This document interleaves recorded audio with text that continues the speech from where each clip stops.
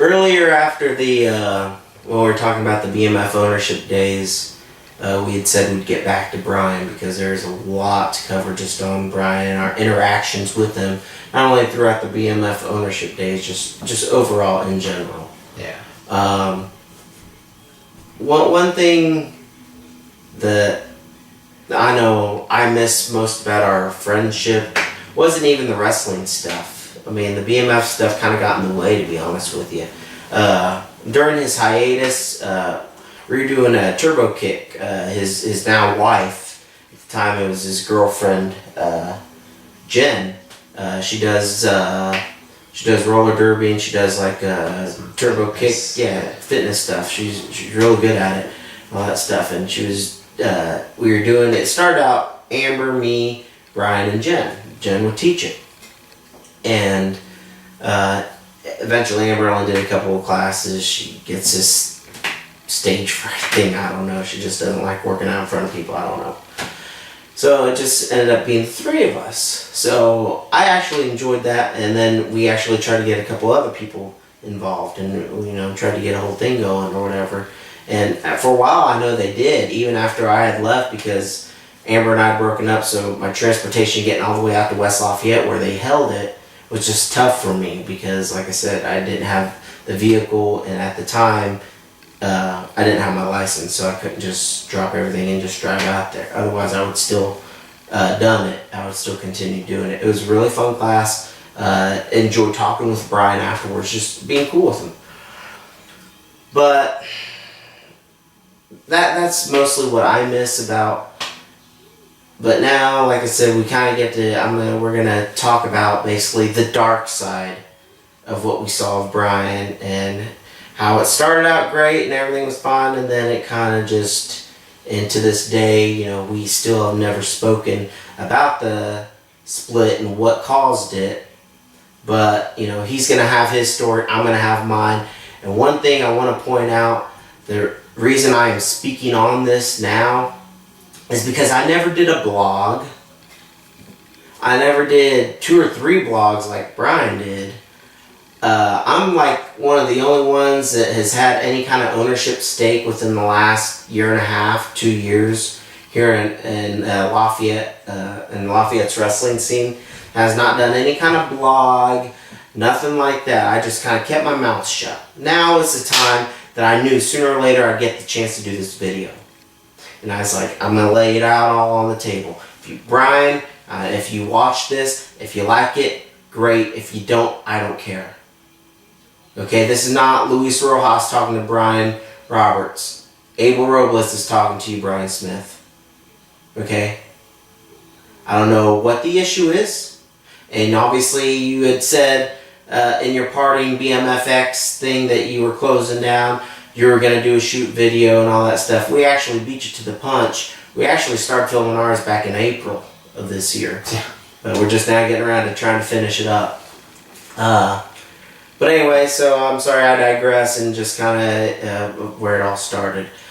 Okay, so we're going to kind of rewind a little bit as far as the BMF stuff.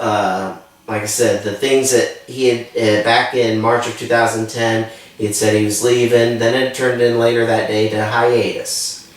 He'd said that, he just wanted to take 4 to 6 months off, I do believe.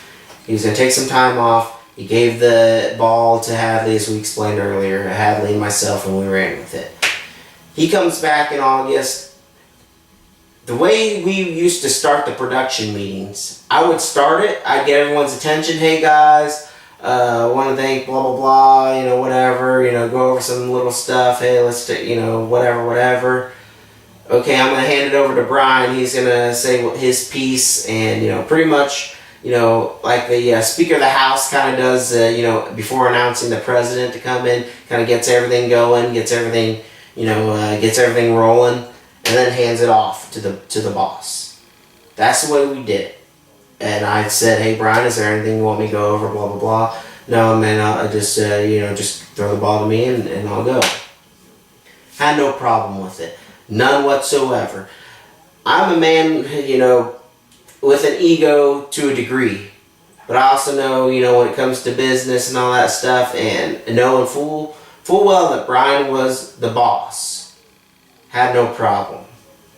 Had no problem in doing any of that. Had no problem in, hey, Brian, how's this? When we did the Moseys, I'd be like, hey, Brian, how's this? Hey, we have to switch this up. Is that cool? Oh, yeah, man, that seems fine. He'd be over there standing off to the side. And I said, hey, I did a promo saying, hey, I'm going to do this, and Tony's going to get involved or whatever, and hey, why don't you come in and spear me or whatever.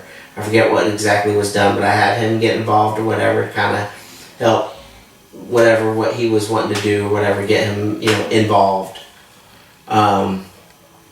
But I always try to do that stuff with him.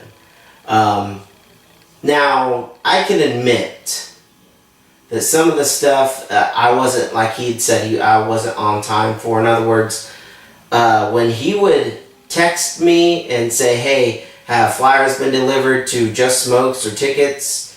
No. First of all, it was a time that I was going through personal stuff myself. I had just broken up with my girlfriend, now fiance, and I was just kind of in a weird place at the time. I didn't have my license, so it's not like I just, jump in the car and I'm shoot down the road here, because, yeah, I get busted, and yeah, I needed that on my record at the time. But he was like barking these orders. And it's like, why didn't he just go ahead and ask, hey, can I just get a copy of the flyer? I'll go make my own copies, and I'll deliver them to where they need to be. He was barking orders. He wasn't trying to say, let me pay for some of the, let me get, pay for my own batch of flyers and go hand them out and give them to whoever I want to give them to. He didn't say that. He gave us those orders and said, hey, do you have this? Why hasn't this been done? I was supposed to contact the talent. I was supposed to do this, that, and the other thing. And like I said, to be honest with you, they weren't hard jobs.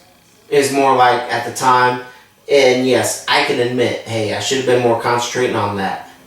Well, yeah, but at the same time, when you got 3 owners, and I was living in Indy at the time. He was in Lafayette. Brian was in Lafayette. Thing was, when you've got 2 other owners, and I was only able to do so much because I was also working second shift. Mm-hmm. And then you have, Brian, who was, he had done the ownership thing before us. He should have at least been lending more of a helping hand. Yeah, and like I said, it is what it is. As should I. But the thing that got me, that irritated me the most is, like, he never, to this day, we still have never met face to face. He's met Hadley at Really Plaza face to face, and, I'll let Hadley talk about that here shortly. But to this day, I asked his friend Tony. I was like, Tony, is it cool for me? I told him, I was like, I'll let him cool down about whatever. But, and that was back in December of 2010. I was like, I just want a chance to talk to him. Here I go asking again in March or April of the following year in 2011. Hey, how's Brian doing? Can I meet with him yet? Nah, just give him a little longer. I asked Scott, that was supposedly his boy. I asked him, hey, do you think it's cool if I meet with Brian yet? He's still a little pissed off and angry about Hadley and you and all this and that stuff. Okay, fair enough. So we continue doing that or whatever, and I just continue just whatever, To be honest with you, it was more to not explain my side of the story, because if so, I would have told him, okay, here's where I'm wrong, but here's where you're wrong. That's what I do with everybody. It don't matter what kind of, whether it's wrestling, to personal life. Okay, I'll admit, I'll be man enough to admit where I'm wrong, but you better freaking take the bag on this. And I would have told him this and this and this. This is where you went wrong. Can you admit that? I'll admit my part. You be a man and admit your part. Like I said, no meeting ever came of this. No face-to-face meeting. As soon as him and Hadley met at Really Plaza, I went and posted on his wall, thank you for, kind of clearing this stuff up, and moved on our separate ways. Whatever. And you did say you'd like to meet with him face to face, he never responded. Yeah, he never responded. And like I said, that to me, to this day, kind of irritates me. And like I said, I'm kind of going on just on a tangent about, how angry I still am a little bit, In hindsight, yeah, I'm just like, whatever. But I wish I could have had that face-to-face meeting. Maybe someday, maybe this is the way it'll happen. I don't know. But the fact that he never could say exactly pinpoint why he blamed us for him leaving or whatever, and he just said, basically used general things. He didn't specifically call us out on anything, which at least, if you want to call me out on Facebook or through video, hey, have at it. Because I'm pretty much calling you out on video. If you want to do it face to face, man to man, like I wanted to do a year and a half ago, let's do it that way. Either or. Like I said, I'm not Luis Rojas running, hiding. I'm Abel Robles saying, hey, let's talk like men and get this thing resolved so we can all just move on. Like I said, it's been kind of eating at me. Well, at least it did, last year when it was all going down and all that stuff. Doesn't really eat at me as much anymore, but it would just closure. I just need closure. Like I said, just, that's pretty much at the moment what I've got to say, directly to Brian. Like I said, what was great during the friendship stuff, the personal stuff was awesome, and then it had to turn to this with the ownership stuff, and you're right, we should never have done business together. Obviously that's where the downfall happened. Hadley's going to tell his side of the story and where he stands with Brian today. Yeah, that's the thing is, I always remember I'd help him set up the ring, and we'd just ramble on about how big pieces of crap Sean and Guy were. And, it's like, okay, so August rolls around, he comes back, he wants to do the invasion, we're like, fine, we'll coincide with our storyline. And we, him and Sean go out and cut this very vulgarity-laced promo. Even though we were telling the boys not to cuss and all this, they cut this promo. And Sean said, shit, 4 times, dropped, the GD bomb, using God's name in vain, 4 times on the show, and I was hot. I looked at Havoc, and I was like, and Guy was standing right near us, so I know he heard me. I was like, Sean's lucky he's swinging the chair tonight, not me. I'd have drilled him, I'd take his head off. And, so, the thing is, Brian comes to the back and tells me, oh, I gave him permission, I just didn't know he was going to go that far with it. Well, this would have been nice to know. Now, I'm bringing this up because of something he accused us of later, which I'm not going to say he was wrong, but I think it was a 3-way thing. I don't think it was just us. But, so, the next day I texted him and said, hey, because he and I had talked after the August show, and we were just like, yeah, we don't need to be part of the storyline. We don't need it. So I texted him, told him I didn't want to do it, and he was like, well, he started, he was trying to convince me, and I was just like, it's easier if I'm not in it.